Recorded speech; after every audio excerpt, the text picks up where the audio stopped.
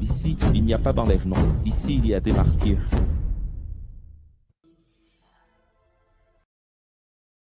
« 57e cours de l'université Éco et 72 cours. Merveilleux. Les prophètes, version originale. Maintenant, nous allons voir Osée. 1-11. Nous sommes en 800 avant Jésus-Christ. Et cette fois, son nom est gommé. C'est très bien, parce qu'hier nous avons vu les deux adolescentes traîtresses. Tu te souviens? L'Oliba. Allez. Le Créateur a dit à Moïse, va, prends une femme adultère et des enfants de l'infidélité, car la nation est coupable du plus honteux adultère, en s'éloignant de moi. C'est pour cela qu'il a épousé Gomé. Révélé.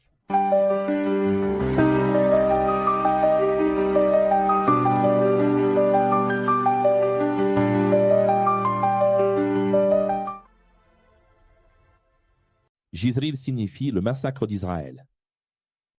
Regarde comme c'est lourd. L'Oruama ou l'Oruama signifie Israël ne sera pas pardonné, mais Juda oui. L'Oami, regarde le delta, signifie les deux peuples, Israël et Juda, s'uniront. Mais, jusque-là, ils ne seront pas mon peuple, et je ne serai pas leur Dieu. Regarde comme c'est grave. À chaque fois que je reste silencieux ici, immobile, c'est parce que je mets les mots qui se réfèrent à Dieu avec une majuscule. J'ai toujours fait ça dans ma vie, je le ferai jusqu'à ma mort. Toujours avec respect. Osée 4, Israélites, écoutez. La fidélité et l'amour ont disparu de cette terre, tout comme la connaissance de Dieu. On ne voit que malédiction, mensonge et assassinat, vol. Et encore des vols, corruption et fausseté. Adultère. Encore de l'adultère. Il dépasse toutes les limites, et le sang coule sans cesse. Les prêtres et les prophètes vous ont trompé. Mon peuple a été détruit. Par. Qui peut lire cela? Allez, 1, 2, 3. Manque de sagesse. Non, tout. 1, 2, 3. Les prêtres et les prophètes. Vous en trompez. Mon peuple a été détruit par manque de sagesse. Manque de sagesse.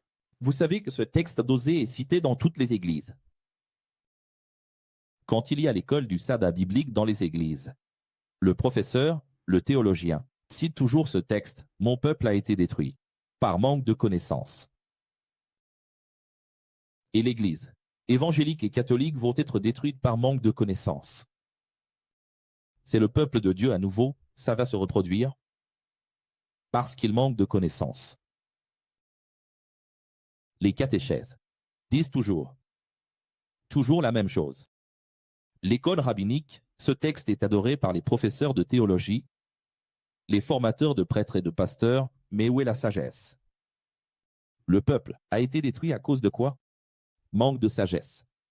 Et maintenant, puisque vous avez rejeté la philosophie c'est quoi?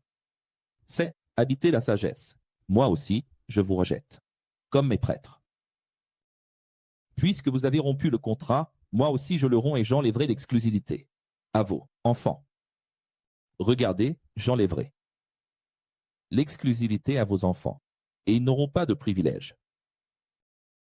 Avant de continuer, vous avez vu que, encore une fois, ce problème de Malachie est le même que celui d'Osée. Dans les églises, on enseigne que, dans Malachie, la dîme est une question de peuple qui vole. Mais dans le texte original, comme je vous l'ai montré et prouvé hier, d'accord, beaucoup de gens m'ont écrit aujourd'hui, émus, certains m'ont même envoyé des messages vocaux touchés par le cours d'hier, parce que le cours d'hier expliquait qu'en réalité, il s'agit de la classe des Conaïm, les prêtres, les chefs tribaux, les dirigeants du peuple.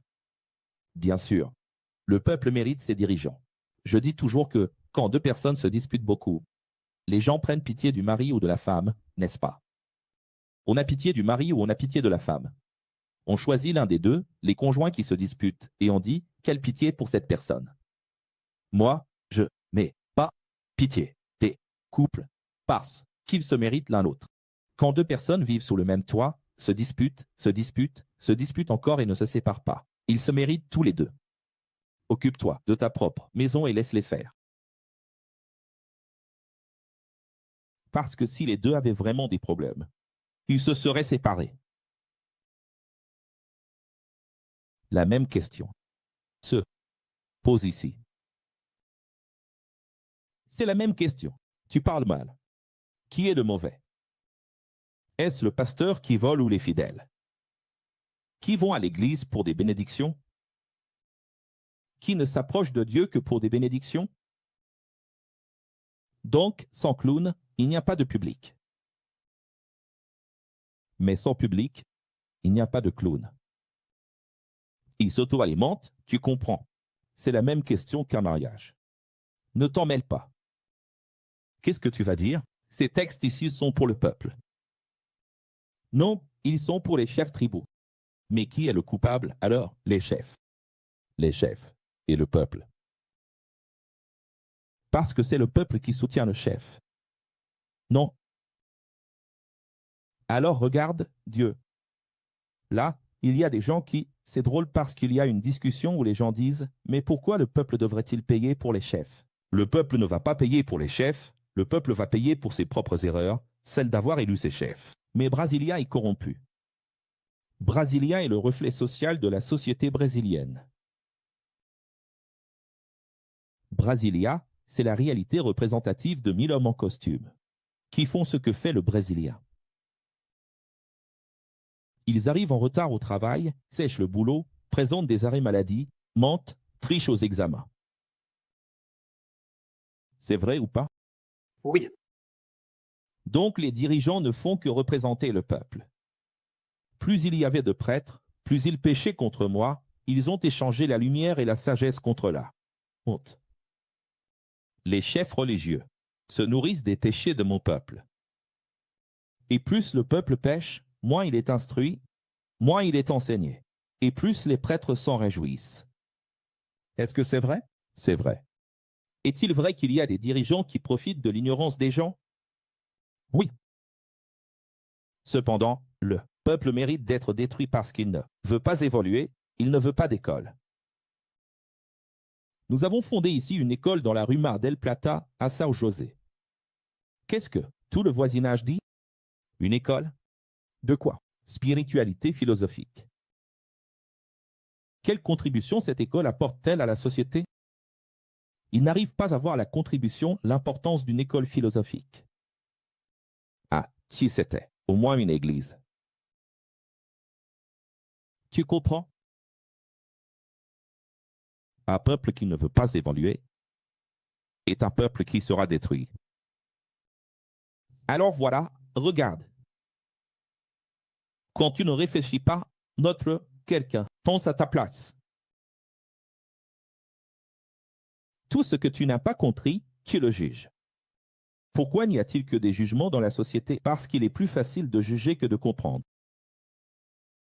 Un peuple sans compréhension court à sa perte.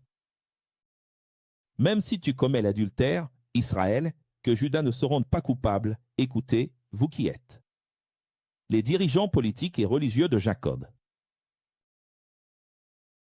Vous devriez connaître la justice. On va dans Michée?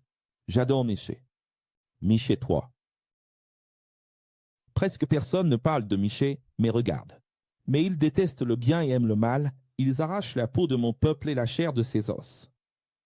Ceux qui mangent la chair de mon peuple lui arrachent la peau, brisent ses os et le découpent comme de la viande, pour la marmite. Le temps approche, où les prêtres crieront. Et je n'écouterai plus. Je n'interviendrai plus. Tu vois? Et là, le professeur ici explique que Dieu n'intervient pas pendant très longtemps. Et vous ne comprenez pas, vous faites la moue et vous dites, il intervient, si? Parce que j'ai une expérience personnelle. Ah oui? Tu vas finir comme un gars qui a écrit il y a peu dans le chat, 30 ans à prier pour que Dieu m'envoie une épouse. Ainsi parle Elohim au prophète qui égare mon peuple.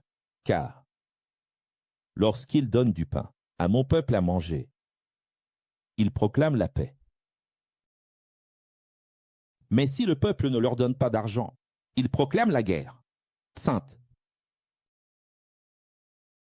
À cause de tout cela, la nuit tombera sur vous sans vision. Des nuits sans vision, il y aura des ténèbres sans divination. Le soleil se couchera pour les prophètes, et le jour s'obscurcira pour eux. Qu'est-ce que ça veut dire? Qu'est-ce que Dieu veut dire ici? Ça, c'est ces personnes-là, si tu entres dans les églises aujourd'hui, c'est à pleurer. Tu verras des pasteurs citer ces textes et dire « ça se réalise aujourd'hui ». Non, mon fils, cela n'a rien à voir avec aujourd'hui. Ici, ce sont des prophètes qui dénoncent les erreurs du peuple dans ce contexte à cette époque-là. Et il y a une leçon, parce que comme tout se répète, les générations changent et les gens commettent les mêmes erreurs, donc il y a des leçons pour nous ici. Seuls les acteurs, les personnages changent, mais les erreurs restent les mêmes, n'est-ce pas? Donc il y a des leçons pour nous ici. Mais ce qu'il dit ici, que tout va rester dans les ténèbres et qu'il n'y aura plus de divination, c'est dans quel sens? Que le soleil va s'obscurcir pour eux. Dans quel sens? Dans le sens où même les prophètes ne servent plus à rien parce qu'ils n'écoutent plus ni les pastorales, ni les prophètes, ni les corrections. Donc, tu veux savoir? Je vais même vous retirer les prophéties. Vous allez rester dans l'obscurité. Les voyants seront couverts de honte et les devins seront confus. Tous se couvriront le visage, car il n'y aura pas d'eux. Réponse de la part de Dieu. Vos temples? Regardez les églises là, écoutez. Vos temples et vos maisons politiques de pouvoir sont bâtis sur le sang du peuple. Dis-moi si Michel ne parle pas des églises qui ont été construites avec des esclaves. Les églises n'ont-elles pas été construites avec du travail d'esclaves? Alors, est-ce que ceci est l'accomplissement de ce qui s'est passé pendant l'Inquisition? À l'époque de l'esclavage ou à l'époque des Jésuites? Non. Cela, c'est toujours produit. C'est arrivé là-bas. C'est arrivé il n'y a pas longtemps. Cela arrivera toujours. Ça se passe en ce moment même en Afrique. Exploitation pour construire des villas, des maisons de pouvoir, des temples sacrés. Leurs dirigeants rendent la justice. En échange de pots de vin. Regarde ça. Leurs prêtres font payer pour prêcher. Et leurs prophètes prédisent en échange d'argent. C'est l'argent, c'est un diamant. Avant, c'était « fais le chèque et je révèle ». Et sans aucune honte ni crainte, il disait « Le Seigneur est au milieu de nous. Il est notre protection. » Alléluia. Nanterre. Tu sais ce que j'ai vu toute ma vie, Wilson?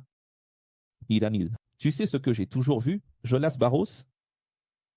Toute ma vie, j'ai vu que l'homme de Dieu qui demandait 5, 10, 15, 20, 30, 50 000 pour prêcher 50 minutes, 30 minutes de la parole de Dieu dans une église. Évidemment, cet homme-là était déjà acheté et neutralisé, il ne dirait jamais aucune vérité. Au micro. S'il a déjà reçu tout cet argent comme c'est le cas ici. Quelle vérité cet homme va-t-il dire à une église qui, non seulement a rempli ses poches d'argent, son compte, mais aussi assuré son avenir financier? Parce que s'il dit la vérité, il compromet la possibilité d'être reprogrammé à une autre occasion et de recevoir à nouveau. Et ainsi, les églises se sont transformées en un cycle de mensonges. Parce que si tout le monde est acheté, personne ne peut dire la vérité. Pour finir, j'ai quitté le système religieux en 2010, mais pour terminer, en 2007, 2008, 2009, vers la toute fin, quand je commençais vraiment à m'éloigner, je me souviens qu'il commençait déjà à se répandre une habitude, avant que le prédicateur, l'annonceur, le prophète, l'évangéliste, avant qu'ils ne prennent la parole de Dieu devant l'Église, il devait passer par une inspection avec le pasteur, pour que le pasteur analyse son sermon et voit ce qu'il allait dire. Pour corriger certains points ou lui demander d'ajouter certaines choses et de dire ce qu'il fallait dire. Vous imaginez? Il y a une scène dans House of Cards où le président, Francis, dit « Je vous demande de simuler un vote pour mettre ma femme à l'ordre du jour comme vice-présidente. » Cela n'est jamais arrivé, une épouse vice-présidente des États-Unis, mais je vous demande que cela ne vienne pas de moi. Si cela vient de moi, ce n'est pas possible, mais je vous demande à vous de monter ça à la Chambre. Alors le président de la Chambre et celui du Sénat disent « Mais c'est du théâtre politique ?» Alors il a dit « Tu es déjà président de la Chambre, tu es député depuis si longtemps, sénateur depuis si longtemps, toi aussi. Et jusqu'à aujourd'hui, vous n'avez pas compris que la politique, c'est du show business, que la politique est un spectacle, et que le peuple attend ce spectacle. » Cette phrase est claire dans la série. Il dit « Jusqu'à aujourd'hui, tu es là-dedans, tu es politicien depuis tout ce temps et tu n'as jamais compris qu'on écrit d'abord le scénario ici, dans cette salle, puis qu'on le fait se réaliser là-bas, comme le peuple aime. » Qu'est-ce que c'est que ça? C'est exactement ce que sont aussi devenues les églises. Et ensuite, quand le pasteur est dans un petit bureau et qu'il dit au prédicateur qu'il va toucher 5000 reais pour 30 minutes, écoute, ne dis pas ça. Ça, tu peux le dire, ça aussi. Oui, ça tu peux le dire. Voilà, tu peux y aller. Le pasteur s'assoit derrière lui, il dit tout ce que le pasteur veut. Et le pasteur lève encore la main en disant, Dieu nous parle aujourd'hui ici. Manipulation complète. Manipulation totale, il n'y a aucune inspiration là-dedans. Et les gens y croient. Et qui accepte? La philosophie X, qui est l'hérétique? Jésus, qui est mort comme hérétique? Celui-là. Michel, la grande manifestation d'Élohim, pour la protection de mon peuple, se lèvera. Ce jour-là. On passe à Daniel maintenant. Allons-y. Je veux juste finir ici, avec ce texte qui manquait. C'est pourquoi, à cause des chefs de mon peuple, en mon nom, Sion sera labouré comme un champ. Jérusalem deviendra un tas de décombres et d'ordures, et à la place des temples, il n'y aura que des champs, envahis par les broussailles. Wes, pourquoi ne lit-on pas ces passages dans les églises? C'est dans la Bible, c'est dans ta Bible, c'est dans n'importe quelle Bible. Mais Daniel maintenant, 12, il y aura un temps d'angoisse tel qu'il n'y en a jamais eu, depuis le début des 72 nations jusqu'alors. Après ces jours de grande tribulation, des millions de personnes qui dorment dans la poussière de la terre deviendront immortelles et des milliards seront rejetés pour l'éternité. En ces jours-là, ceux qui sont sages brilleront comme l'éclat du soleil, du ciel, et ceux qui enseignent la vérité et la justice seront comme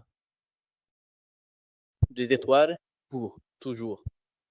Mais dans les églises, tout ce qu'ils disent, c'est Timothée, Timothée, Timothée et Tite. Les voilà qui arrivent avec Timothée, chapitre 3, en disant, dans les derniers jours, l'Esprit le dit expressément. Faux prophètes, faux enseignants, antéchrist.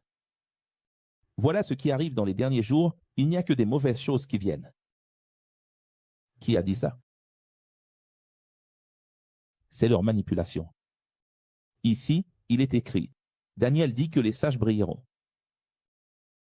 Ceux qui enseignent la vérité et la justice seront comme des étoiles, pour toujours. Qui a dit que dans les derniers jours il n'y aurait que de la tromperie? Autant il y aura de mensonges, autant il y aura de vérité avec la même force et la même intensité. Mais toi, Daniel, scelle les paroles de ce livre jusqu'au temps de la fin.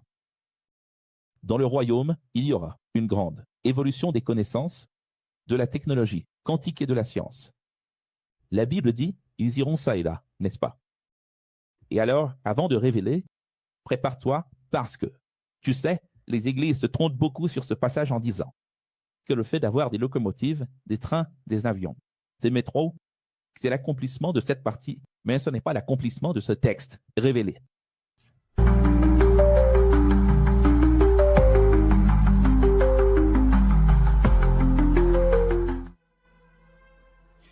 D'une part à l'autre, dans le texte original, il est question d'accélération, d'évolution de la science dans tous les domaines, à commencer par la télépathie, le téléportation quantique, n'y est même pas encore, ce sera seulement avec la 7G. Ça, c'est à partir de 2035, voire 2033. L'utilisation de l'hologramme, d'Internet, du 72G. Alors moi, Daniel, j'ai regardé et devant moi il y avait une manifestation duale. Une d'un côté du fleuve et une autre de l'autre côté du fleuve, et au-dessus des eaux du fleuve. Se tenait l'homme vêtu de lin. Tu as remarqué? D'un côté du fleuve, de l'autre côté du fleuve et au-dessus du fleuve. Qu'est-ce que c'est que ça? Tu as remarqué ou pas? Je vais le redire. Regarde, il suffit que tu mettes ta main ici, regarde. D'un côté du fleuve, de l'autre côté du fleuve, et au milieu du fleuve. On peut voir ou pas? Oui. Alors, le professeur a chromé dans la Bible originale Codex comme ça. Regarde. Le professeur a écrit exactement ceci, Revlard, n'est-ce pas, Revlard. Puis après, Revlard, le professeur a écrit ceci, regardez. Cette manifestation ufologique originale en triangle de lumière. La personne dit, non, ce n'est pas pour moi. Non, ce n'est pas pour moi. Je compare avec ma Bible ici, il n'y a rien à propos d'un triangle. Tout ça, c'est une invention humaine. Tout ça, tout le monde se fait avoir. Mais il n'arrive pas à voir, il dit qu'il est spirituel, homme de prière, saint de prière, mais il n'arrive pas à voir. Le triangle est là. Quelle faute avons-nous que tu ne vois pas? L'une des manifestations a demandé à l'homme au sujet des eaux du fleuve, combien de temps reste-t-il avant que toutes ces choses terribles n'arrivent? Alors l'homme, au-dessus des eaux du fleuve. Oui, au-dessus des eaux, leva la main droite et la main gauche vers le ciel et dit, il y aura un temps, des temps, et la moitié d'un temps, lorsque la puissance du peuple saint sera finalement brisée. Toutes ces choses s'accompliront. Révèle.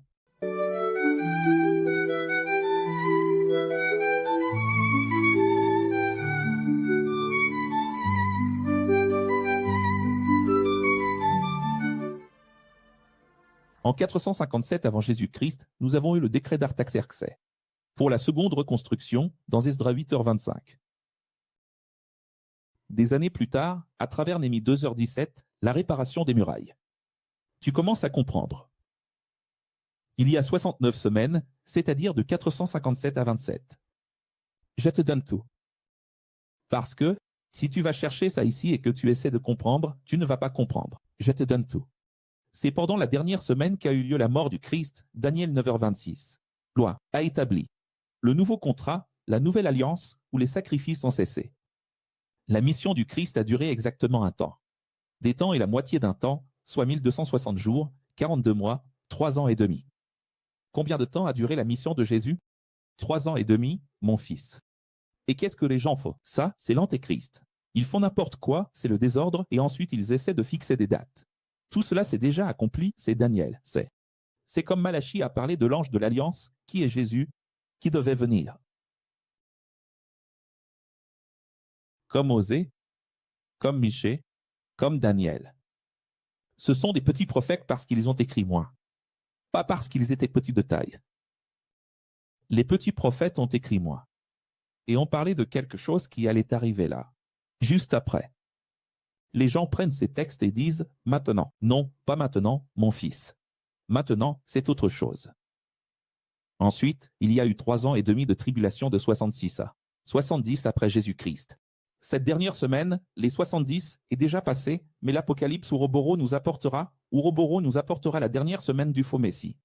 Car ceux qui lisent les paroles de Daniel continuent d'attendre le Messie. Et c'est pour cette raison que les prophéties vont subir une boucle. Remake. Qu'est-ce que cette boucle? Essayons de comprendre ici. 1.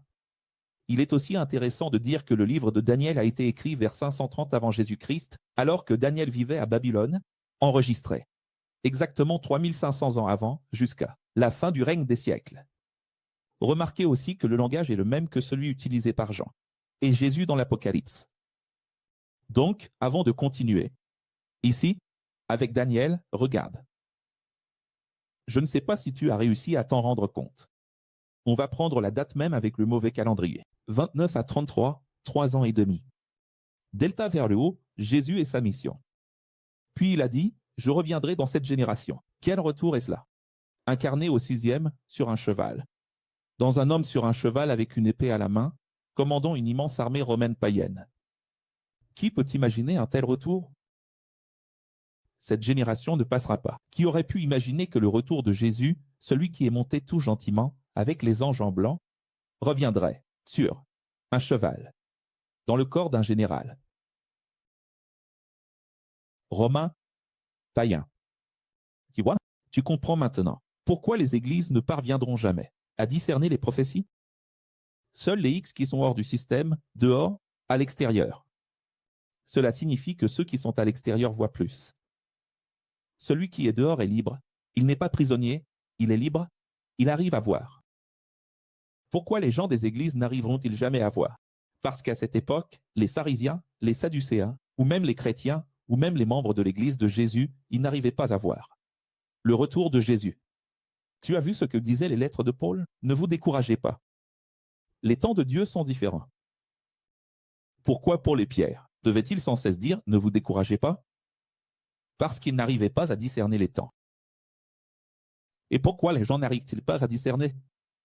Parce qu'ils n'ont pas une mentalité X. Ils sont prisonniers de la parole elle-même. Les amis, la parole de Dieu est une libération.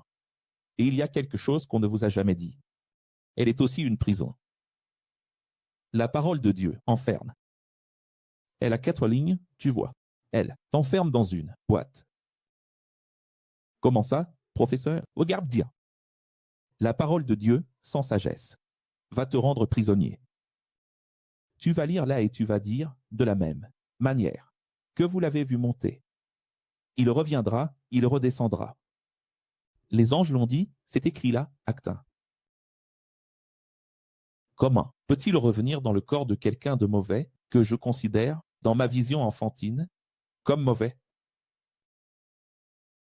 Parce que les églises disent Adonai, Adonai, tout-puissant, mais le Dieu en qui elles croient n'est pas tout-puissant, car c'est un Dieu qui ne domine que le bien. Contre le mal, il doit faire la guerre. Le mal est hors de son contrôle. Quel tout-puissant est-ce là? Donc, le Dieu des églises, il est semi-puissant. Quand tu iras parler avec un évangélique, tu dis comme ça au pasteur. Avec tout le respect que je vous dois, mais le Dieu en qui vous croyez est semi-puissant. Parce qu'un Dieu qui ne domine pas le mal, qui doit combattre le mal et ne le vaincre qu'à la fin, est semi-puissant. N'est-ce pas? Oui. Et donc, s'il est semi-puissant, il n'est même pas Dieu, il est un semi-Dieu. Parce que pour être Dieu, il faut être omnipotent. Donc les églises croient en un Dieu qui n'est même pas Dieu. N'est-ce pas? Oui. Si tu observes bien la culture des églises, elles accordent plus d'importance au diable qu'à Dieu. Alors, essayons de comprendre. Tu n'as rien compris à ce que j'ai dit. Tu es en train de mélanger un passage de la Bible avec ce que j'ai dit. Tu n'as pas compris. J'ai dit que le général Titus Flavius Domitien Juste Vespasien, en 70 après Jésus-Christ, a détruit Jérusalem à cheval. C'est toi qui as pris un texte sur le cheval, sur Jésus venant sur un cheval blanc, et tu as tout mélangé. C'est compliqué, non? Vous mélangez tout et c'est le professeur qui est fautif. Là, ça devient difficile. Daniel continue, Daniel n'avait pas compris. Il a demandé des éclaircissements et l'homme sur les eaux a répondu, suis ton chemin, Daniel, car les paroles sont scellées pour les derniers millénaires. Qu'est-ce que c'est? Qu'est-ce que sont les derniers jours? Millénaires. Et là, c'est celui qui ne comprend pas. Et pour conclure, comment une personne à l'intérieur de l'Église pourrait comprendre que Dieu va revenir en agissant de façon duale? L'Apocalypse, dual. Comment une personne pourrait-elle comprendre? Aujourd'hui, vous qui connaissez la dualité, aujourd'hui, vous qui avez la vision. Aujourd'hui, vous pouvez l'accepter dans votre cœur, n'est-ce pas, Wilson? Aujourd'hui, Josimar, vous pouvez ou non accepter, Divanette, que le Créateur a tout le pouvoir de venir incarner en Sénachéride, Nabucodonosor ou en qui il veut. Dans les églises, ils disent « Dieu fait ce qu'il veut, quand il veut, comme il veut ». Mensonge. Ils disent ça du bout des lèvres parce que quand Dieu agit vraiment, ils n'y croient pas. Quand Dieu agit vraiment, ils disent « Non, ça ne peut pas être Dieu. Mon Dieu à moi est blanc ». Les gens, d'un côté, portent des lunettes à verre bleuet, de l'autre côté des lunettes à verre rouge. Comment voulez-vous voir de nouvelles couleurs si vous ne retirez pas vos lunettes? Enlève tes lunettes pour voir. C'est ça. Allons-y. On continue, allons-y. Beaucoup seront purifiés, éprouvés et affligés. Et tout ça, c'est pourquoi? Pour révéler qui est qui. Regarde, c'est ce qui a été dit à Daniel, au nom de Dieu, le prophète. Pourquoi, dans les derniers jours, les choses vont-elles se resserrer? Que signifie la tribulation? Cela signifie la presse à huile. Tu connais la canne à sucre? Tu t'arrêtes à cet endroit que tu aimes, la canne à sucre, et tu dis « Donnez-moi un verre, une carafe ». Alors tu dis « Il n'y a plus rien, n'est-ce pas? Il ne reste que la bagasse ». Mais il repasse la bagasse. Et il en sort encore du jus, assez pour remplir. Quelques verres de plus. N'est-ce pas? C'est vrai. Et c'est exactement ce que Dieu fait à la fin des temps. Car seuls les sages souffriront et apprendront, mais les insensés resteront dans leur folie, dans leur ego. Grande révélation.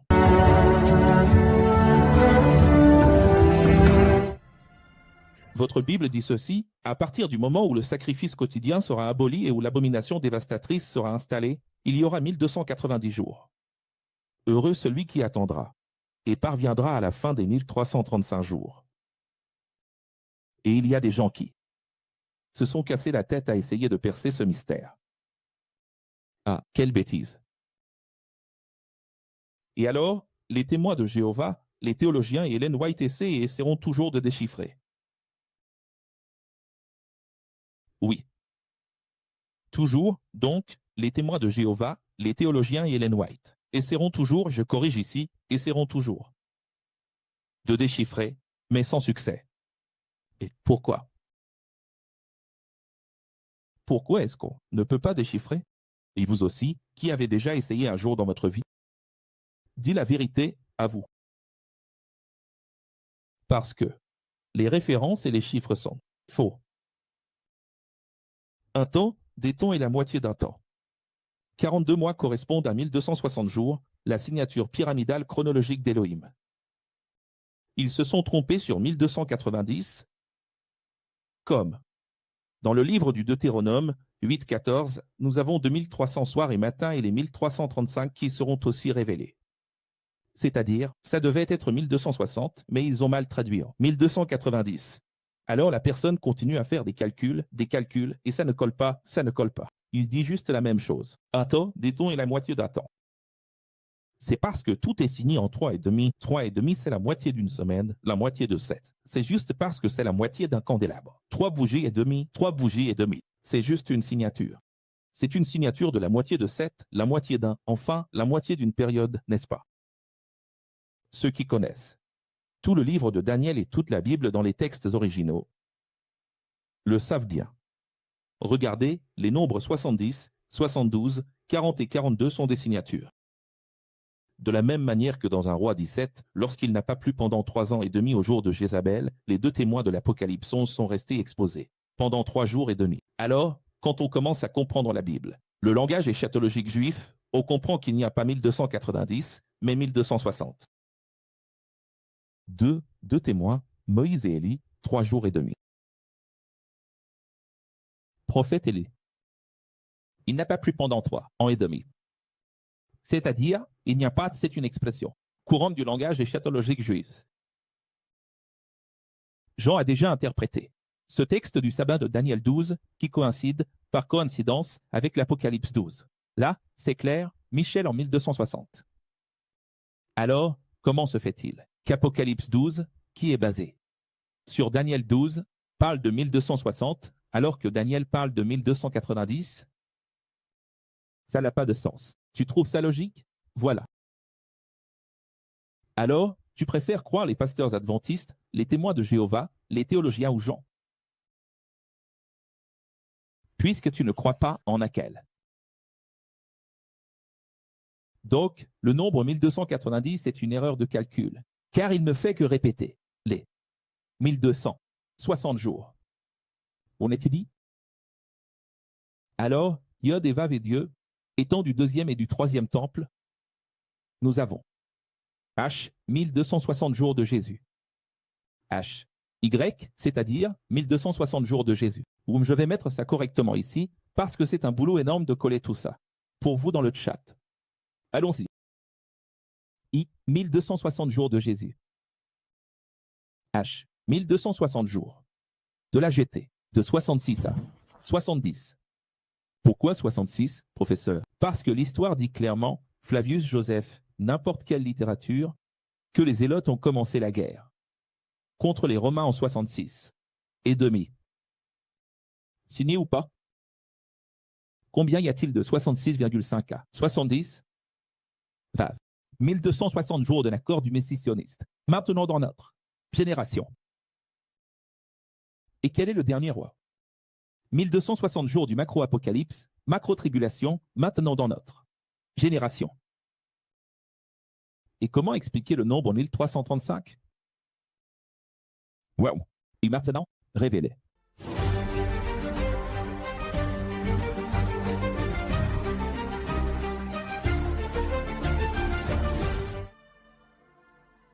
La compréhension de Daniel se trouve dans le livre Ascension d'Isaïe, chapitre 4, et Jean a copié les deux auteurs.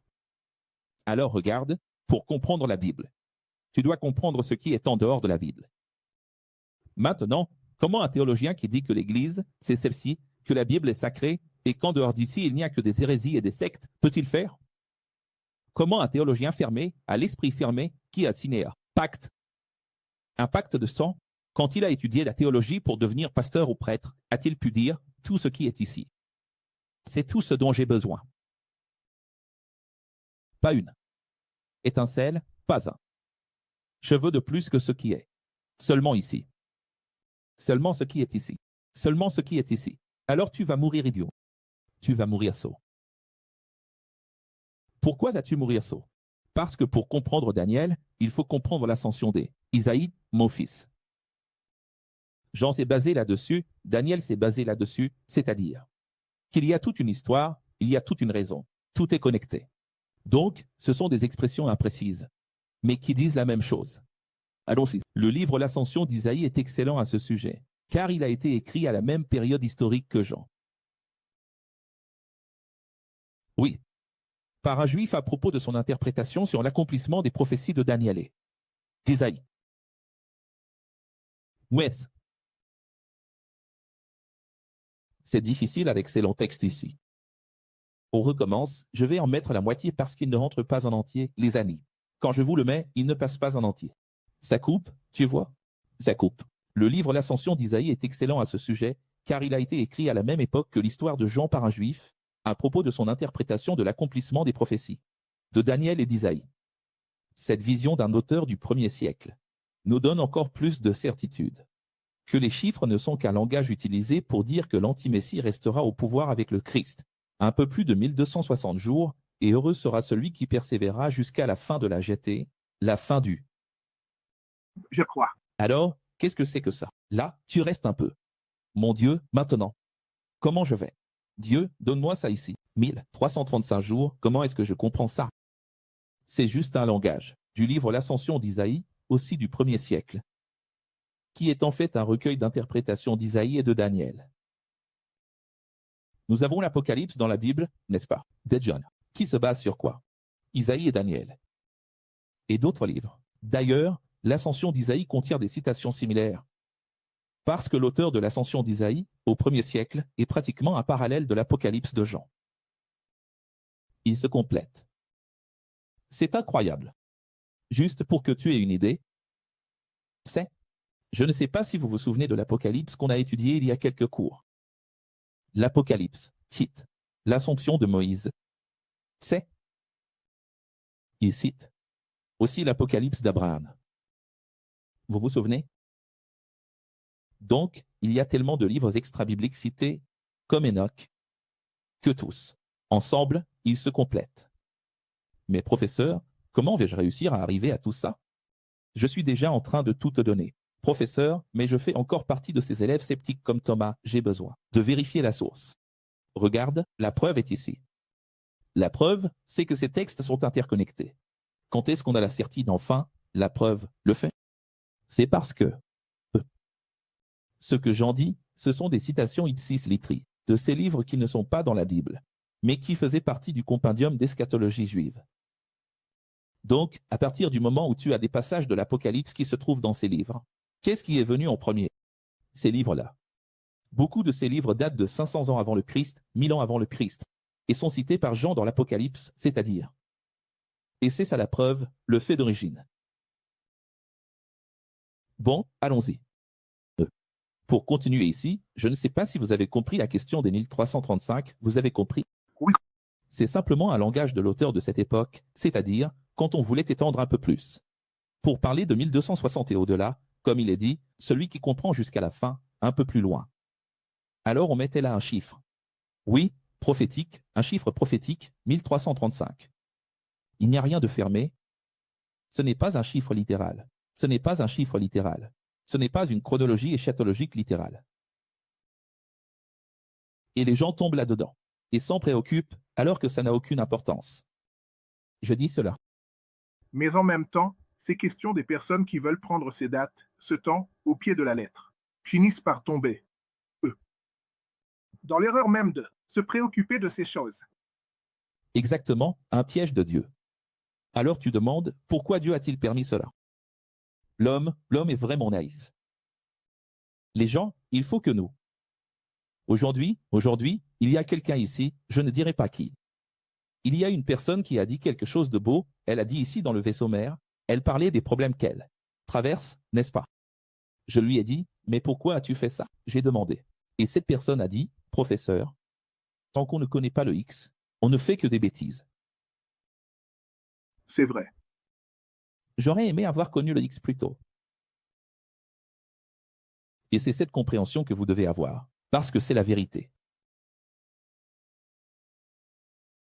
Vous savez, et vous devriez même vous réjouir, parce que ce qui est vraiment triste, c'est quelqu'un qui connaît le X et continue à faire des erreurs, ça c'est triste. Parce qu'aujourd'hui, vous comprenez les choses dans tous les domaines, N. Alors voilà, quant à toi, Daniel, poursuis ton chemin jusqu'à la fin de l'épreuve, et alors, dans le royaume, au dernier millénaire, tu te relèveras pour recevoir ta récompense éternelle, être immortel comme moi et régner avec moi. Pour mieux comprendre la dualité de Dieu dans Ézéchiel. 28, Isaïe 14, Apocalypse 12, Daniel, regardez la série gratuite sur le portail ox.vt.br, Ego phénomène Lucifer, que nous appelons. Oui, phénomène Lucifer. Votre ego. N'est-ce pas? Qui a déjà regardé cette série? Cette série est transcrite dans la Bible originale Codex.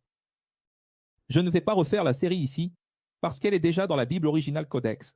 Elle sera dans la 4e édition, elle est dans la 3e, elle sera dans la Bible de poche, déjà et non, dans la Bible de poche, elle n'y sera pas.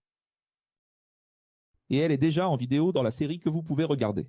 Autrement dit, si vous voulez comprendre une bonne fois pour toutes pourquoi Lucifer n'est pas Satan avec des cornes au centre de la terre, comme l'enseignent les églises dans Ézéchiel 28, Isaïe 14, Apocalypse 12.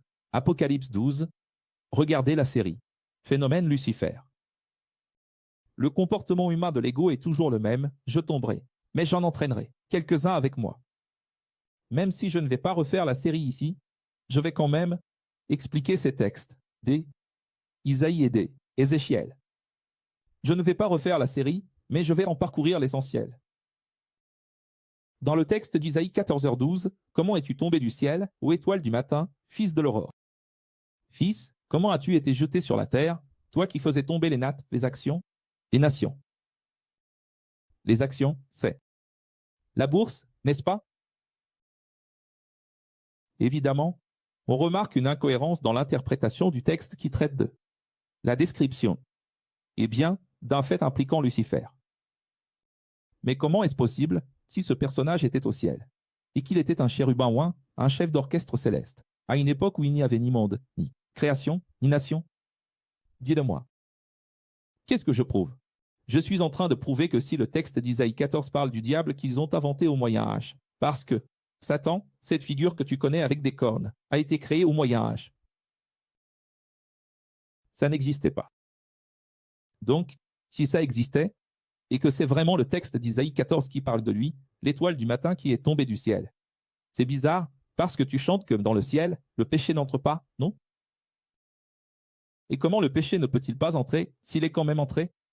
Et si, là-haut dans le ciel, qui est censé être sainteté et perfection, il y a de la trahison, alors même vous qui allez au ciel, vous pourriez trahir Dieu là-bas un jour. C'est-à-dire, ça n'a aucun sens. Et si une citrouille ne donne pas de carotte, et qu'une carotte ne donne pas de citrouille, et si personne ne change, que nous restons les mêmes, comment pourrions-nous, après avoir été sauvés, puisque Dieu est omniscient et connaît tout de nous, une fois que nous sommes sauvés, éternels, immortels, aller vivre avec Dieu, et malgré tout le trahir? Ça a du sens? Comment Dieu peut-il créer un être tout en étant omniscient? Qui va le trahir? Professeur, ah, mais moi je suis le pasteur un tel, je suis le prêtre un tel, et même si Dieu savait, il l'a fait quand même, parce que... Ah, donc il l'a fait quand même, alors ça revient au même. Donc s'il l'a fait, oui, il l'a fait quand même, il a voulu le mal. Il utilise le mal. Cela fait de Dieu un être dual. Même s'il avait créé un être pour être mauvais. N'est-ce pas? Maintenant, autre chose importante. Si ce texte parle de lui, regardez ici, comment as-tu été précipité sur la terre, toi qui faisais tomber les nations. Chers amis, allons-y, remettons ici le texte bien correctement. Pour que vous puissiez le lire. Avec moi. Allez, lis simplement avec moi, avec attention. Comment as-tu été précipité sur la terre, toi qui faisais tomber les Nation. Comment, les amis? Quelle nation existait s'il n'y avait même pas encore la terre? Tu vois bien que le texte ne parle pas de Satan? En réfléchissant de manière générale à ce verset, le lecteur doit prendre en compte que les chapitres 13 et 14 d'Isaïe ont le même contexte et se complètent. Il faut donc lire le chapitre 13 pour comprendre le 14. Il ne devrait pas être séparé, puisqu'il s'agit d'un avertissement prononcé par Isaïe, fils d'Amo, contre Babylone. Alors, quel est l'objectif? Avertissement, prophète, contre Babylone. Au chapitre 14, il y a une allégorie exprimée au verset 12 à 15, avec la mention d'un homme qui est manifestement un roi. Tu veux voir? Toi, qui disais, en ton cœur, je monterai. Aux cieux, j'élèverai mon trône. Au-dessus de Dieu, au-dessus des étoiles de Dieu, je m'assiérai sur la montagne de l'assemblée, au point le plus élevé, sur la montagne sainte, je monterai, plus haut, que les anges, que les nuages les plus élevés. Ceci est Ésaïe 14h13. Le sens figuré du texte laisse la porte ouverte à des prédications déformées de la part de pasteurs, théologiens et prêtres, puisqu'il est impossible d'imaginer des nuages dans un plan matériel physico-spirituel. Juste pour que tu comprennes, je monterai, plus haut que les plus hauts nuages. Je serai semblable au Très-Haut. Que révèle le texte dans son contenu? Il ne s'agit rien d'autre que de la manifestation de l'ego, de la quête de pouvoir, de l'exaltation de l'être humain, qui cherche à se comparer au Créateur. C'est le phénomène Lucifer, c'est le phénomène babylonien, c'est le phénomène, oui, de l'Odyssée. Nous commençons toujours humblement dans quelque chose, puis. Vous avez déjà remarqué qu'aujourd'hui, les choses vont de plus en plus mal? Que Satan est lâché. Professeur, vous venez de dire que Satan existe. Satan est lâché, car il n'y a jamais eu une époque aussi difficile, vous commencez à enseigner à quelqu'un. Il ne faut même pas 30 jours de cours, même pas 15 jours, et la personne se croit déjà maître. Elle ne respecte déjà plus le professeur, elle commence à enseigner les autres comme si elle avait tout appris. Vous pensez déjà que vous êtes autonome, indépendant. Elle ne mentionne même plus le professeur chez qui elle a appris, et s'en va déjà. Très vite, il pense déjà que, rappelez-vous que je viens de vous enseigner cela dans une pastorale. Ceux qui assistent au cours 57 ne le savent pas, mais je viens de faire une pastorale. Où j'ai dit, entre nous, nous ne pouvons pas être comme ça, il ne doit pas y avoir de compétition entre nous. Ne dites jamais, je ferai mieux que l'autre. Alors il y a une gestion, quelqu'un parle, quelqu'un cuisine, quelqu'un écrit, quelqu'un joue, quelqu'un range, organise. Et tu dis, je ferai mieux. Jamais. Ça, c'est l'ego, ça, c'est Lucifer. Et aujourd'hui, les gens sont comme ça. Ils regardent quelqu'un de talentueux faire quelque chose et ils disent « Je pense que je ferai ça en un rien de temps ». Ah bon? C'est comme ça qu'il fait? Moi, je le fais. L'ego, ce maudit ego. Aujourd'hui, les gens ne respectent plus les compétences des autres. Ils ne respectent pas les professeurs. Ils pensent tout savoir en un clin d'œil. Ils sont indépendants, se plantent, et n'apprennent pas, ou alors ils apprennent, à la dure. Mais tu seras conduit aux profondeurs du Sheol, tu iras au fond de elle, abîme. Dieu révèle, à travers la vision donnée à Isaïe, que la fin de l'homme orgueilleux et égoïste est un lieu d'humiliation. C'est un lieu d'humiliation et d'épreuve. D'épreuve.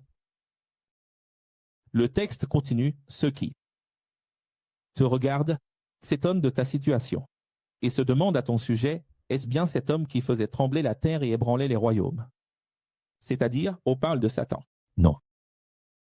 Franchement, si c'est Satan, comment Satan aurait-il pu ébranler les royaumes alors qu'il n'y avait même pas de royaume?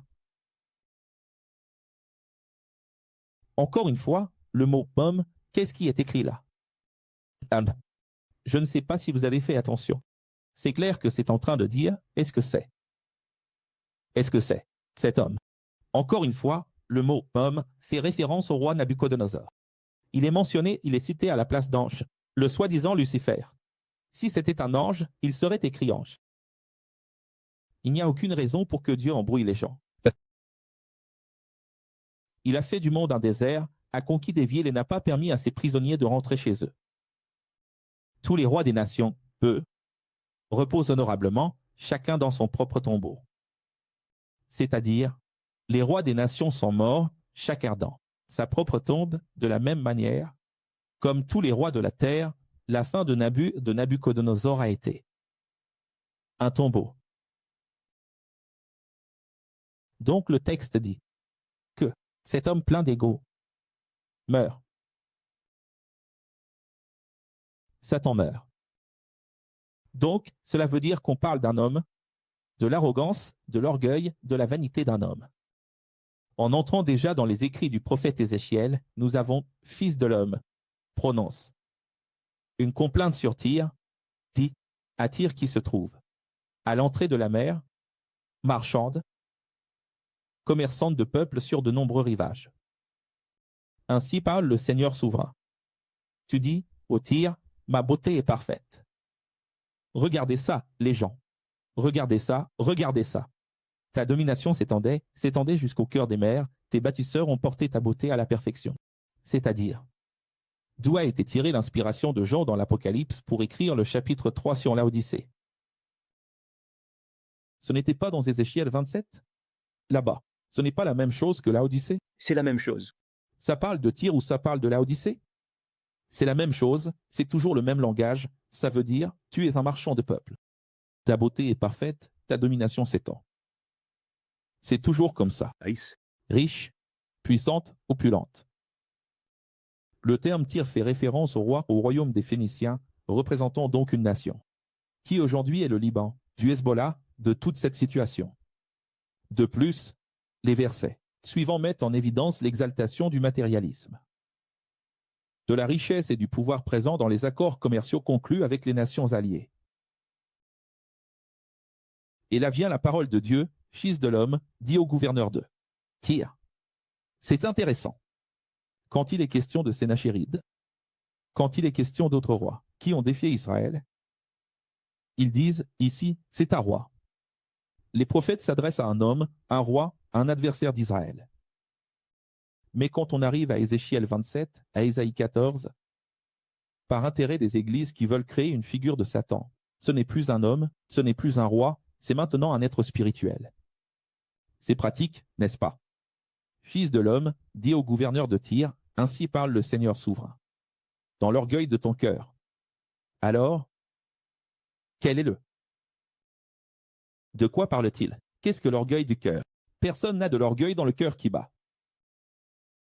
Ici, le cœur, c'est la conscience, l'esprit, le cerveau. C'est de la psychologie? Non. Et où se trouve notre orgueil? Il est dans. Tu dis, je suis un Dieu, je siège sur le trône d'un Dieu, au cœur des mers. Mais tu es un homme, et non un Dieu. même si tu te crois aussi sage qu'un Dieu. Tu vois? Alors c'est clair. Il n'y a rien de Satan là-dedans. Tu es plus sage que Daniel. Aucun secret ne t'est caché. Grâce à ta sagesse et à ton intelligence, tu t'es acquis des richesses et tu as amassé de l'or et de l'argent dans tes trésors. Par ta grande habileté dans le commerce, tu as augmenté tes richesses, et à cause de tes richesses, ton cœur est devenu de plus en plus orgueilleux. C'est ce qui arrive à tout le monde. On parle des rois, mais c'est ce qui arrive à n'importe qui. Professeur, mais je ne serai jamais roi de rien. Tu es roi chez toi, tu es roi d'une entreprise, tu es roi d'une famille. On est toujours roi de quelque chose, et là où on est roi, c'est là qu'on manifeste ce qu'on est. Sois fidèle dans les petites choses, et je te confierai de grandes choses. Sois infidèle dans les petites choses, et l'infidélité dans les grandes viendra aussi. C'est ce que tu es. Donc, avant que je passe à Ézéchiel 28, je veux préciser que ce phénomène Lucifer doit arriver, et il doit arriver. Non, professeur. Jamais à moi. Je suis un. Non, ça va t'arriver.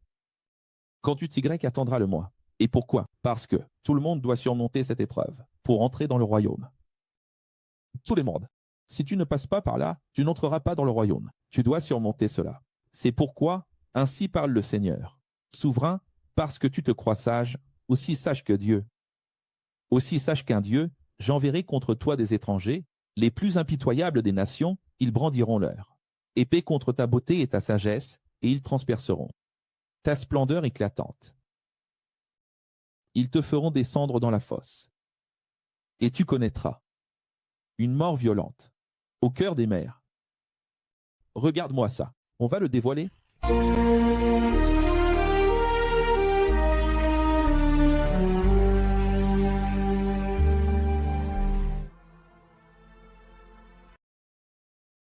V. Le syndrome de Tyr.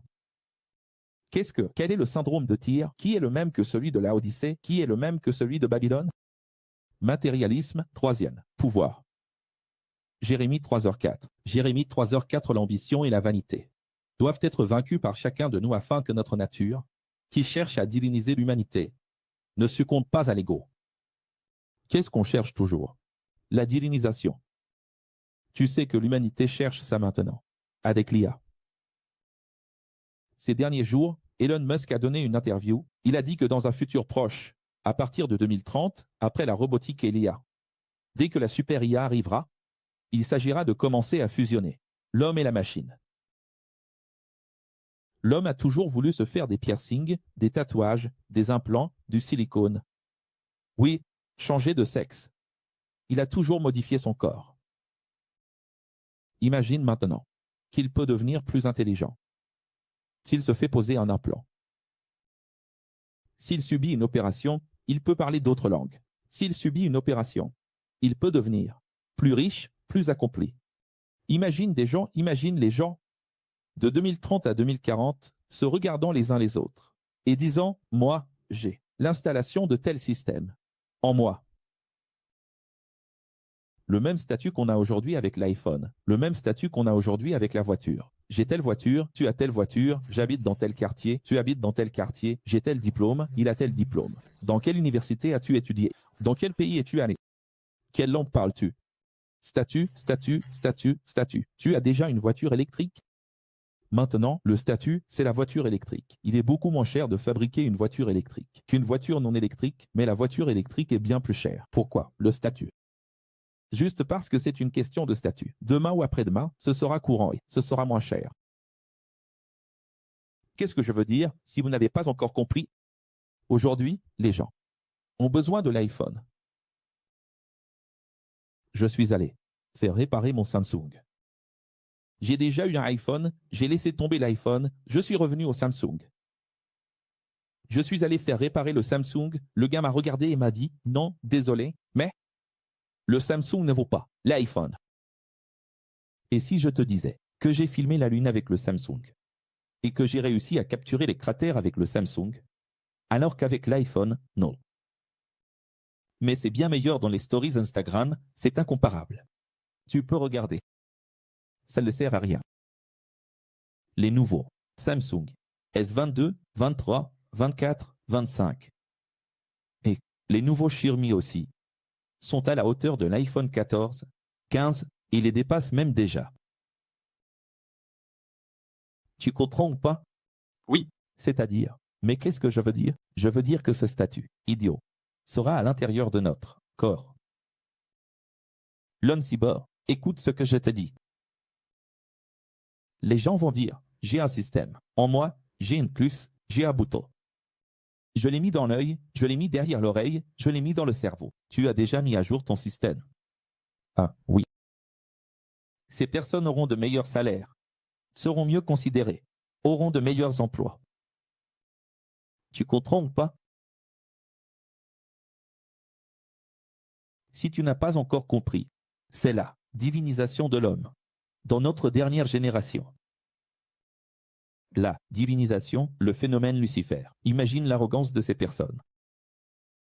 Tu sais que toutes ces choses vont éliminer le cancer, la cécité, la paralysie, n'est-ce pas? Oui. Imagine l'ampleur de l'arrogance de l'être humain en ces derniers jours.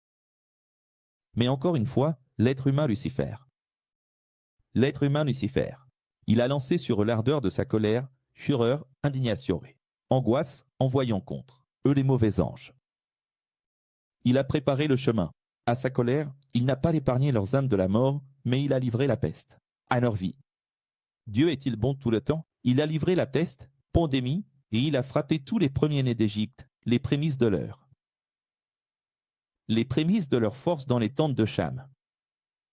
Ceci, c'est dans les psaumes. Ceci est le psaume 78. Pourquoi n'a-t-on pas fait de chanson avec ce psaume? Il n'y a pas de musique gospel avec ce psaume, tu as déjà vu une messe chantée. Ce psaume 78, personne n'en a fait de musique jusqu'à aujourd'hui. Celui-là, il n'y a pas de chanson qui en sort. Celui-là, Dieu ne parle pas. Et il me montra le grand prêtre Josué, qui se tenait devant l'ange du Seigneur, et Satan se tenait à sa droite pour s'opposer à lui. Regarde, Satan. Ne regarde pas. Les gens ne comprennent vraiment pas la Bible.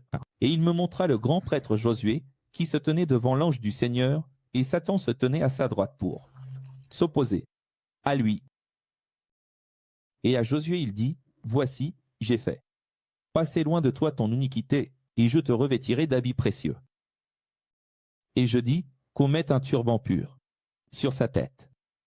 Et ils mirent un turban pur sur sa tête, et ils l'habillèrent de vêtements, et l'ange du Seigneur se tenait debout. Pour te donner une idée, dans Nombre 22, il revenait au scribe de cacher le terme « Satan » et de le remplacer par adversaire, opposant le véritable sens du mot. Par conséquent, le terme est un adjectif. Il ne sert pas à désigner une personne. Dans tous ces textes que je lis ici, Satan n'est pas une personne, mais il s'agit du sens d'opposition. C'est pour ça que tu viens de lire ici. Regarde, on va remettre le texte ici. Regardez, il est écrit là, Satan se tenait à sa droite pour s'opposer à lui. Opposition, c'est-à-dire qu'il est redondant de dire Satan pour s'opposer, car ce n'est pas une personnalité. C'est une action. C'est un verbe. Satan n'est pas une personne, c'est une action. Nous agissons en nous opposant, en niant, en refusant.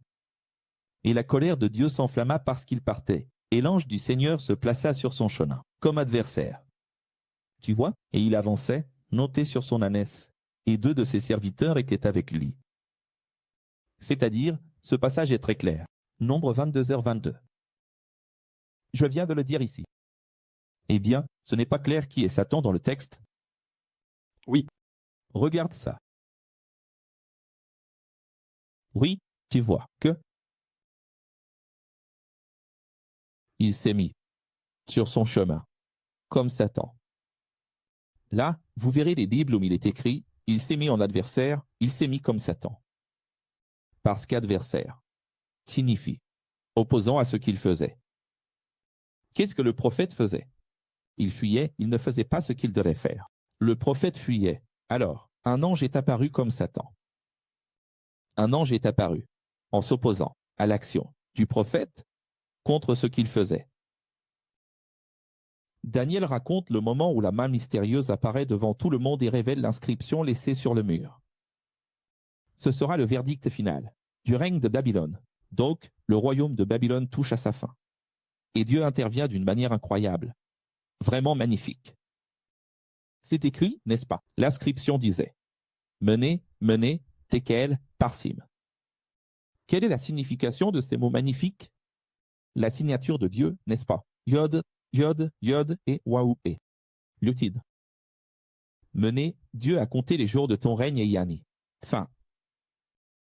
Et qu'est-ce que Tekel? Tu as été posé sur la balance, et trouvé insuffisant. Et Parsim, ton royaume, a été divisé et donné aux Mèdes et aux Perses. C'est-à-dire, pourquoi n'ai-je pas mis le deuxième mené? Parce que ça se répète? Non. Méné, Méné, Tekel, Parsim. Celui-ci, en fait, tout comme Yod et Waw et le tétragramme, un cube, c'est un delta. Parce que Mené, Mené et Yod et Waw et rythme. Mené, Mené, ça fait 3. 3 significations. Kéten. Mené, Tekel, Parsim. Méné, Méné, Tekel, Parsim. C'est une signature ou pas? Alors, sur ordre de Balthazar, on revêtit Daniel d'un manteau rouge, on lui mit une chaîne en or autour du cou et on le proclama troisième personnage le plus important du gouvernement du royaume. C'est-à-dire, s'il y avait beaucoup de gars qui sortaient et disaient « Je ne fais pas partie du système, je suis totalement en dehors ». Mais Dieu utilise des sages à l'intérieur du système. Et là, cette même nuit, le roi des Babyloniens, Balthazar, fut tué et Darius, le Mède, s'empara du royaume. Le chef, Mède-Perse, s'est emparé du royaume à l'âge de 62 ans. Tu vois? C'est-à-dire, la parole du Créateur s'est accomplie. Signé sur le mur. Un doigt qui écrivait, sur le mur. Méné, Méné, Tekel, Parsim. 6000 ans de sélection comptés, la fin a été déterminée. La balance de Jéhovah pèsera. Comment ça? On va comprendre, si nous sommes trouvés en défaut dans l'ego, notre royaume sera Parsim. La terre, à ses jours comptés et tu sera pesé dans sa mathématique.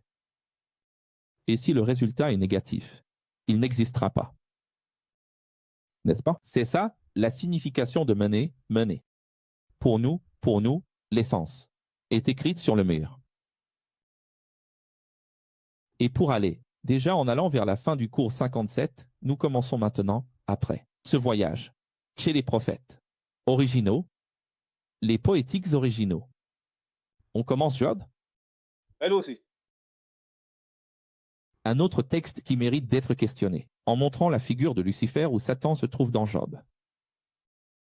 Imaginez Dieu dialoguant avec un dragon, condamné pour la rébellion qui a entraîné le tiers des anges du ciel et qui reçoit en plus le titre de prince de ce monde. S'il a été expulsé, pourrait-il se présenter devant Dieu pour toucher un homme juste? C'est l'absurdité des absurdités, le comble de tous les combles. Comment un être à qui on a donné le plus grand éclat, la plus grande gloire? Dans la théologie, on dit ceci: Jéhovah, Jésus, Satan, qui était Lucifer? Lucifer était le troisième. Certains vont jusqu'à dire, il y a des pasteurs et des responsables qui affirment que Lucifer était même l'égal de Jésus, qu'il avait le même éclat que Jésus, le Fils de Dieu, comme si Jésus et Jéhovah étaient deux personnes distinctes. Non, regarde la folie des églises. Et alors, ce chérubin parfait, qui est le chef d'orchestre céleste, trahit le Créateur avec le pire péché qu'un être puisse commettre, qui est la rébellion. Et il emporte la troisième partie avec lui.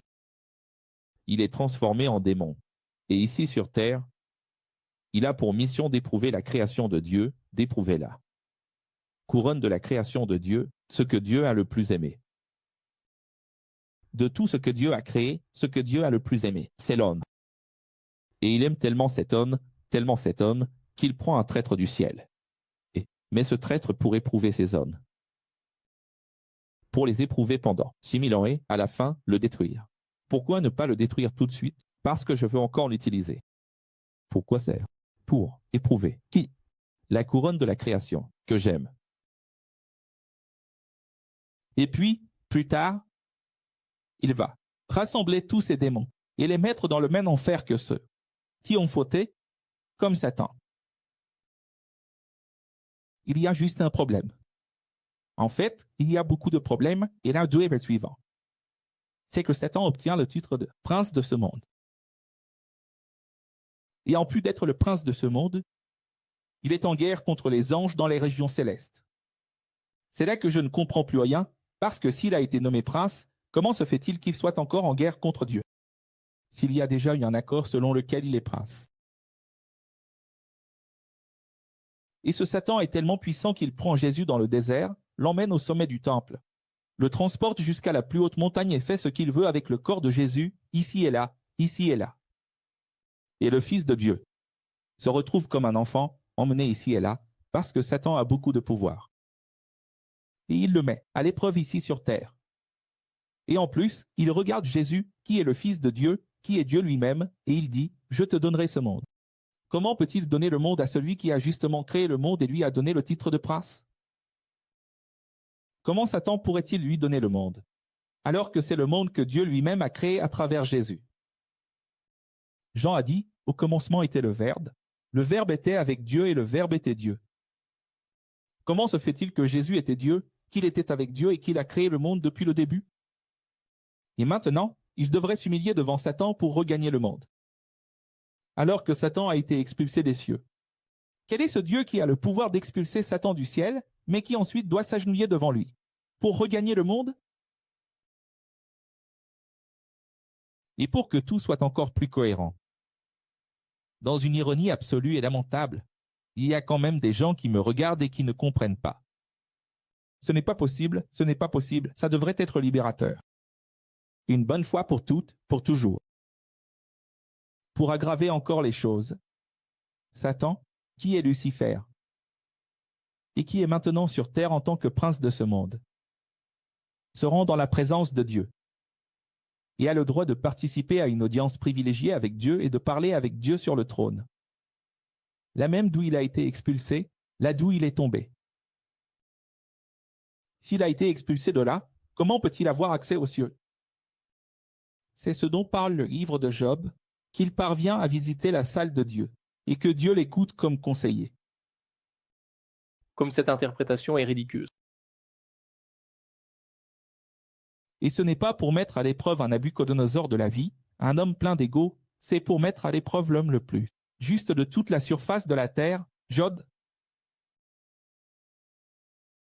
Et ce n'est pas pour le mettre à l'épreuve en le rendant nerveux, ou en lui faisant subir quelques pertes, c'est pour détruire la vie de l'homme le plus juste, lui faire tout perdre, sauf sa femme, qui était la pire chose de sa vie. Ce qu'on vient de faire, c'est d'entrer un peu dans la théologie, n'est-ce pas, du système, et plus on creuse, plus ça devient ridicule, non? Non, non, non, ce n'est pas. Là, ça devient vraiment évident, non? Oui, là. Non, gêne les gars, personne ne veut faire du stand-up. C'est un stand-up. Croire à ce que vous croyez, c'est un numéro de stand-up. Et c'est nous qu'on traite d'hérétiques. Alors ce que vous allez voir maintenant, c'est difficile, parce qu'il dialogue avec le dragon qu'il a expulsé. Si c'est le pire crime de tous, la rébellion, comment puis-je mettre un rebelle comme conseiller? Dans le pays de Uz, vivait un homme appelé Jod. C'était un homme intègre et juste, il craignait Dieu et évitait le mal. Il avait 7 fils et 3 filles. Il possédait 7000 brebis, 3000 chameaux, 500 ânesses, 500 paires de béhufs. Et il avait beaucoup de serviteurs, de nombreux employés. C'était l'homme le plus riche de tout l'Orient. Ses fils avaient l'habitude d'organiser des banquets chez eux. Chacun à son tour, et ils invitaient leurs 3 sœurs à manger et à boire avec eux. Vous avez tout remarqué? 3, 7, 3, 7, 3, 7. Gardez bien ça en tête. à la fin d'une période de banquet. Job les faisait venir et veillait à ce qu'ils se purifient. Tôt le matin, il offrait un holocauste pour chacun d'eux, car il se disait, peut-être que mes enfants ont, au fond d'eux-mêmes, commis un péché, maudit Dieu ou fait quelque chose de mal par amour pour mes enfants. N'est-ce pas? C'était la pratique constante de la vie de Job. En fait, c'était sa routine. Un jour, les anges vinrent se présenter devant le Seigneur. Et Satan vint. Avec qui? Avec eux. Maintenant, comment se fait-il que Satan vienne avec les anges? Il ne vient même pas avec les démons, mais avec les anges. N'est-ce pas? Le Seigneur dit à Satan, d'où viens-tu? Satan répondit au Seigneur, de parcourir la terre, d'y marcher ça et là. Ça veut dire que Dieu ne le sait pas? Si Dieu l'a nommé prince du monde, pourquoi Dieu lui demande-t-il d'où il vient? Les gens ne comprennent pas. Professeur, je ne mets rien d'indiscret, je mets en question ce qu'on t'a enseigné. Je te montre, parce que la première chose que les gens me disent, c'est « Quoi, Winston? Quelle est la première chose qu'on vous dit? Avouez à moi. » Les originaux? Ce professeur a-t-il eu accès aux originaux? Il n'existe pas d'originaux. S'il n'y a pas d'original, tu ne vois pas d'original, alors plus rien n'est original, tu jettes tout à la poubelle. L'original existe, et ce que je te montre, ce sont les originaux. Mais professeur, ceci n'est pas original? Ce qui manque, c'est de comprendre les choses. Ce qu'est vraiment l'original. Professeur, je ne comprends toujours pas. Allons-y. Satan est la représentation de la sixième divine. On va chez Éducard, alors, Éducard, mais donc Revelard.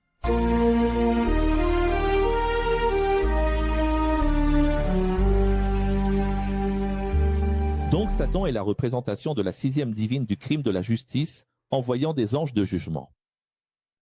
Les anges sont appelés Satan dans l'Ancien Testament, comme le prouve Job 2h5. La main de Dieu et Satan. Quelle est la main de Dieu? Les anges, Satan. La main de Dieu, c'est la sixième main de Dieu, la punition. Les textes originaux révèlent que Job était un cheikh arabe. Comment ça? La simple mention du pays d'Uz, dans le prologue, prouve que Job est un livre poétique, comme le pense une grande partie des rabbins, connaissant l'hébreu original, puisque ce pays n'existe tout simplement pas. Quand tu veux faire une métaphore, tu utilises généralement des noms qui n'existent pas, des lieux qui n'existent pas, fictifs, n'est-ce pas? Donc Uz n'existe pas. Ça commence déjà là. Si Uz n'existe pas, l'histoire n'existe pas non plus. D'accord? Des passages bibliques, tels qu'Ézéchiel 14 et Jacques 5, citent la figure de Job avec l'essence poétique du livre. Si Job a réellement existé, cela a pu se produire pendant la toute première dispensation de tout. Ou alors, c'est-à-dire, à l'époque où le Créateur créait directement les rares habitants de la terre. C'est pour cela que beaucoup de rabbins, je ne parle pas de moi, je parle des rabbins. Beaucoup de rabbins disent que Job, d'un point de vue chronologique, est le premier livre de la Bible. Ce n'est pas un livre pré-adamique, mais juste après Adam, post-adamique. Son nom en hébreu est Yodi, et cela signifie celui qui a été éprouvé. Attribué par la tradition rabbinique à Moïse, on s'accorde aujourd'hui à dire que le livre a été compilé et recopié plus tard, vers les 7e et 6e siècles avant Jésus-Christ. C'est-à-dire, qu'est-ce que cela veut dire?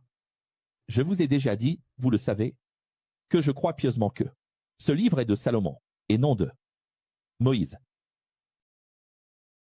Pourquoi? Essayons de comprendre. Le rabbin juif médiéval Maïmonide affirmait que l'histoire de Job n'était qu'une parabole. En revanche, le frère Thomas d'Aquin, chef de l'Église catholique et contemporain de l'époque, affirmait que l'histoire était réelle. Même dans la religion islamique, Job est très respecté, tout comme Salomon.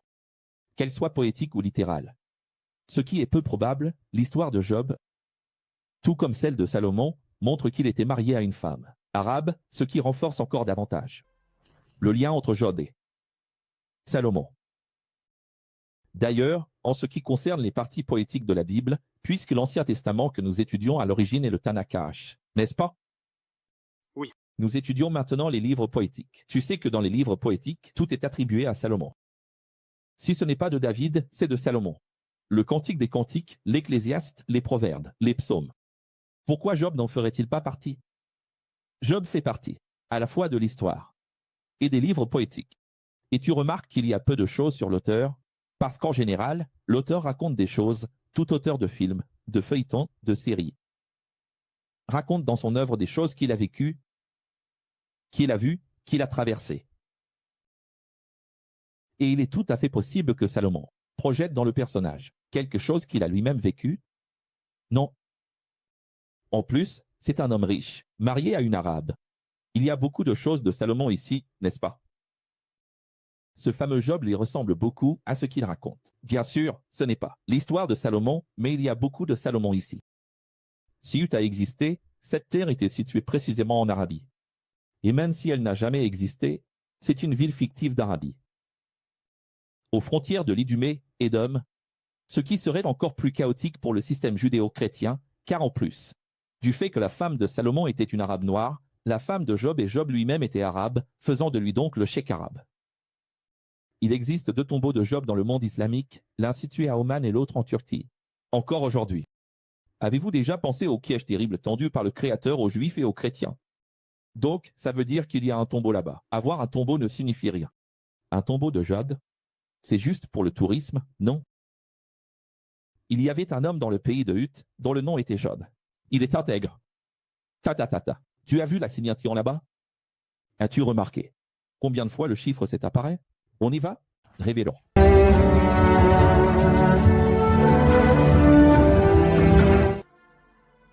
Si tu lis le premier verset de Job, qu'est-ce que tu vois? Histoire. Et ce n'est pas avec un H, c'est. Pourquoi histoire? Os, les os n'existent pas. Tout ce qu'il a. Regarde ici. Allez, laisse-moi d'abord livrer la révélation et après je. Sinon, ça fait trop de choses. Allez, livrons d'abord la révélation. Observez les chiffres 7 et 3 présents dans l'histoire. Ce sont des symboles de ceux qui connaissent la sagesse suprême. N'est-ce pas? Si quelqu'un a créé cette parabole, il a inséré le 7 et le 3, intentionnellement. Delta et X, connaissant la philosophie X, si c'était vraiment Moïse ou Salomon qui l'a écrite, c'est encore plus évident. Car en effet, il connaissait la dualité. Comment ça, professeur? Il avait une compréhension X. Si quelqu'un c'est un rabbin qui connaît les signatures kabbalistiques. Pourquoi? Allons-y, prenons ça rapidement ici. Pour faire la lecture, regarde. Il y avait un homme, US n'existe pas. Il avait 7 fils, 3 filles, 7000 brebis. 7, tout est 7, tout est 3. C'est impossible. Il n'est pas possible qu'une personne naisse, existe librement et est tout en 7, tout en 3. Donc l'auteur signe clairement, parce qu'il sait qui est l'auteur. Salomon. C'est pour cela qu'il a une compréhension X, c'est la connaissance salomonienne divine, c'est la sagesse suprême. C'est pour cela qu'il signe pour ceux qui comprennent. Il signe pour ceux qui comprennent. Et deuxièmement, parce qu'il prouve que ce n'est pas une histoire, mais un conte. Ses fils avaient l'habitude de donner des banquets chez eux, chacun à son tour. Et ensuite, qu'est-ce qu'il y a? Ils invitent leurs 3 sœurs. C'est signé ou pas? Beaucoup. Manger et boire avec lui. Et quand les fêtes se terminaient, Job appelait ses enfants astérisque. Il les purifiait. La. Alors regarde ici, et ainsi un holocauste était préparé pour chaque enfant, 3 plus 7. Tu vois la signature? Job se préoccupait toujours de la sanctification de sa famille. Un certain jour, les émanations du Créateur du bien et du mal commencèrent à mettre Job à l'épreuve. Allons-y. Alors le Seigneur dit à Satan, où le mal se trouve-t-il toujours? Et Satan répondit au Seigneur et dit, de parcourir la terre et d'y marcher, cherchant et mettant les hommes à l'épreuve ou cherchant quelqu'un à éprouver, n'est-ce pas? Et le Seigneur dit à Satan, et Job, qui vit en Orient? Car il n'y a personne sur terre comme lui, un homme intègre et droit, qui craint Dieu et s'éloigne du mal. Dieu n'aurait-il pas dû regarder et dire, tais-toi, Satan, tu m'as trahi ici. Il y a des éternités de cela, tu m'as trahi. Quelle morale as-tu pour parler? Ce n'était pas ce qu'il aurait dû faire? Si c'était un dialogue anthropomorphique. Ah, quel absurde! Alors, répondit Satan au Seigneur, c'est un langage ludique. C'est magnifique, en réalité. Poétiquement, c'est magnifique. Parce que poétiquement, quelqu'un demande, professeur, alors pourquoi cela existe-t-il? Parce que c'est beau, c'est une poésie dans le sens où l'on réfléchit à la façon dont Dieu nous met à l'épreuve. Comment Dieu dialogue avec lui-même. Comment Dieu regarde l'homme et dit, cet homme est juste. Mais il est juste parce qu'il est riche, il est juste parce qu'il est beau, cette femme est juste parce qu'elle est née belle. Cet homme-là est juste parce qu'il est né dans une famille puissante. Il est facile de faire ce qui est juste. Quand on a de l'argent, quand on a du pouvoir. C'est dans ce sens-là, donc, que s'inscrivent les grandes réflexions philosophiques de Salomon. Parce qu'il est né riche, puissant et beau.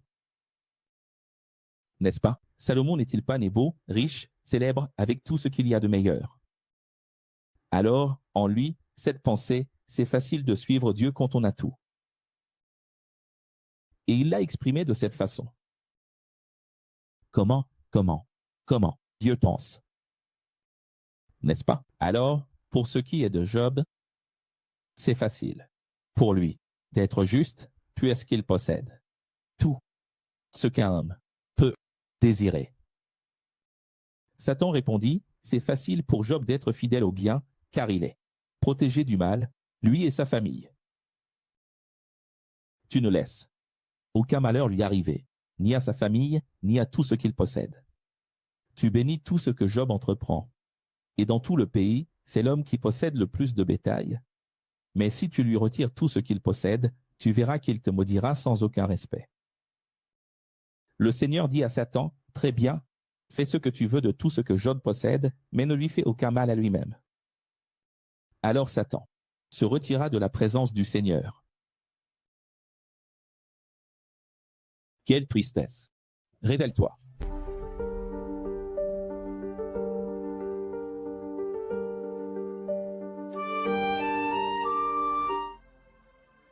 Regarde comme la preuve de la dualité saute aux yeux dans toutes les Bibles. Dans ta Bible, il est écrit « Dieu étend ta main et frappe ». Mais le Seigneur répond à Satan « Eh bien, tout ce qu'il possède est entre tes mains ». Comment ça? C'est révélé ou pas? Pourquoi ai-je crié « Révèle-toi » ? Tu n'as pas encore compris? Tu n'as pas compris? Ce n'est pas possible.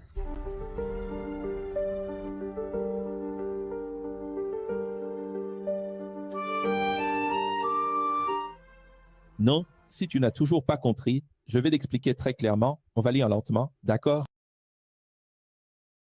Dans Entre les lignes, toute la révélation est là, et ce n'est même pas une question d'inférence, c'est évident. C'est explicite, Dieu étend ta main et frappe. Eh bien, tout ce qu'il possède est entre tes mains. Étends ta main et frappe, a dit le Seigneur à Satan, les mains de Satan. Ce sont les mains de Satan qui vont frapper. Alors Satan regarde Dieu et dit, étends tes mains et frappe. C'est-à-dire, les mains de Dieu sont les mains de Satan. Exactement. Ce n'est pas clair? Dans le texte même, il est clair qu'il s'agit d'un dialogue entre la main gauche et la main droite. La même personne, le même arbre, le même chemin, le même cerveau, le même esprit. La main gauche dit à la main droite, étends ta main, et frappe. La main droite dit à la main gauche, étends ta main et frappe. Il a répondu en disant, ma main est ta main. Regarde qui tend la main à Dieu. Satan lui-même révèle que sa main, c'est-à-dire la main de Satan, est celle de Dieu lui-même. Ensuite, dans un hexagramme interconnecté dans la même personne avec un cerveau dichotomisé, le Créateur dit à Satan que Satan peut mettre sa main. Ce n'est pas clair? C'est très clair. Alors, Satan demande la main de Dieu. Dans l'original, c'est un Satan, l'ennemi, l'autre côté, le négatif. Et Dieu demande la main de Satan. Donc, si Satan demande la main de Dieu, et que Dieu demande la main de Satan, c'est l'hexagramme parfait de l'application de la justice divine. C'est l'hexagramme parfait. Cela prouve le Dieu dichotomisé, le Dieu dual. Donc ce n'est pas du dualisme de Dieu, rien de tout cela. C'est le Dieu dual. Nous comprendrons tout le livre original de Job lors du prochain cours, le 58e. Et là, on fera un survol. Proverbes, Cantiques, Ecclésiaste. Et Psaume. Juste un survol essentiel, parce que Le contenu complet est vraiment ici. Pour ceux qui le souhaitent. Et cette essence, c'est ce qui deviendra la 4e édition et la Bible de poche. Et à l'université X pour que tout le monde soit diplômé d'ici 2040. N'est-ce pas? Oui. Nous terminons ici le programme Luxme Alex, ce cours merveilleux. On évolue. On y est presque, hein? On y est presque, hein? Ici, il n'y a pas d'enlèvement. Ici, il y a des martyrs.